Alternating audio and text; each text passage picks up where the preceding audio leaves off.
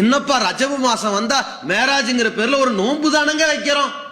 ரஜபு மாசம் மேராஜ்ங்கிற பேர்ல எல்லாரும் சினிமாவுக்கு போலாம். இது கெட்ட செய்தி.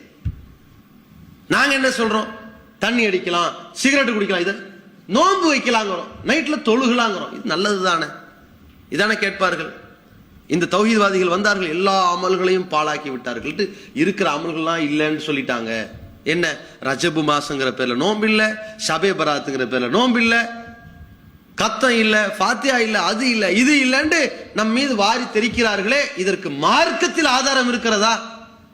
ரசூலுல்லாஹ் மேராஜுக்கு போனது உண்மை, 7 வானங்களுக்கு போனது உண்மை, சொர்க்கம் எடுத்து காட்டப்பட்டு அதை பார்த்தது உண்மை, நரகம் எடுத்து காட்டப்பட்டு பார்த்தது உண்மை, நபிமார்களோடு பேசியது உண்மை, பைத்துல் முகத்தஸுக்கு அழைத்து செல்லப்பட்டு அங்கே தொழ வைத்தது உண்மை, 50 வக்து தொழுகை 5 வக்து தொழுகையாக கடமையாக்கப்பட்டதும் உண்மை. இதையெல்லாம் நாம் மறுக்கவில்லை. அந்த நாளை முன்னிட்டு இரவில் ஒரு புதிய ஒரு தொழுகை, தஸ்பீஹ் தொழுகை, 300 தஸ்பீஹ்கள் அதில் சொல்லப்பட வேண்டும் என்று உண்டாக்கி இருக்கிறார்களே, அதற்கு ஆதாரம் இருக்கிறதா? இல்லை.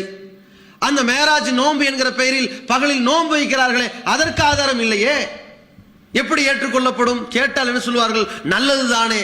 இதற்குத்தான் அல்லாஹ் சொன்னான், நல்லதுதானே என்று நினைத்துக் கொண்டார்கள். ஆனால் அவர்கள் இந்த துன்யாவில் செய்த எல்லா காரியங்களும் பாழாகிவிட்டது என்று அல்லாஹ்